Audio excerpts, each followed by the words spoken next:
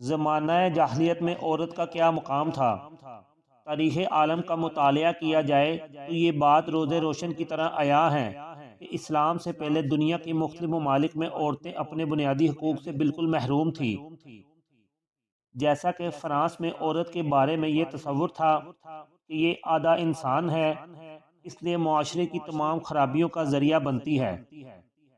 چین میں عورت کے بارے میں یہ تصور تھا کہ اس میں شیطانی روح ہوتی ہے، لہٰذا یہ برائیوں کی طرف انسان کو دعوت دیتی ہے۔ جاپان میں عورت کے بارے میں یہ تصور تھا کہ یہ ناپاک پیدا کی گئی ہے، اس لیے عبادت گاہوں سے اس کو دور رکھا جاتا تھا۔ ہندوازم میں جس عورت کا خاوند مر جاتا تھا اس کو معاشرے میں زندہ رہنے کے قابل نہیں سمجھا جاتا تھا، اس لیے ضروری تھا کہ وہ اپنے خاوند کی لاش کے ساتھ زندہ جل کر اپنے آپ کو ختم کر لے۔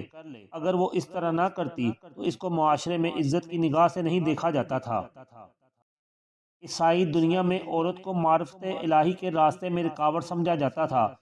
عورتوں کو تعلیم دی جاتی تھی کہ کنواری رہ کر زندگی گزاریں، جبکہ مرد راہب بن کر رہنا آزاد سمجھتے تھے۔ جزیرہ عرب میں بیٹی کا پیدا ہونا عار سمجھا جاتا تھا، لہٰذا ماں باپ خود اپنے ہاتھوں سے بیٹی کو زندہ درگور کر دیا کرتے تھے۔ عورت کے حقوق اس قدر پامال کیے جا چکے تھے کہ اگر کوئی آدمی مر جاتا تو جس طرح وراثت کی چیزیں اس کی اولاد میں تقسیم ہوتی تھیں، اسی طرح بیوی بھی اس کی اولاد کے نکاح میں آ جاتی تھی۔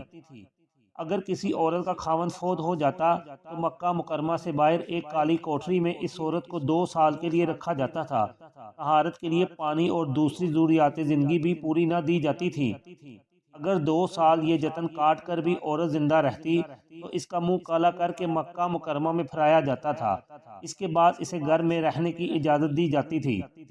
اب سوچئے تو صحیح کہ خاوند مرا تو مرا، اپنی قضا سے بھلا اس میں بیوی کا کیا قصور؟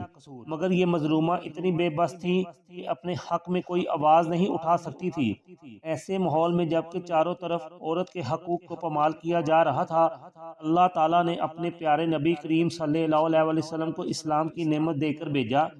آپ صلی اللہ علیہ وسلم دنیا میں تشریف لائے اور آپ صلی اللہ علیہ وسلم نے آ کر عورت کے مقام کو نکھارا، بتلایا کہ اے لوگو، اگر یہ بیٹی ہے تو تمہاری عزت ہے، اگر بہن ہے تو تمہاری ناموس ہے، اگر بیوی ہے تو زندگی کا ساتھی ہے، اگر ماں ہے تو اس کے قدموں میں تمہاری جنت ہے۔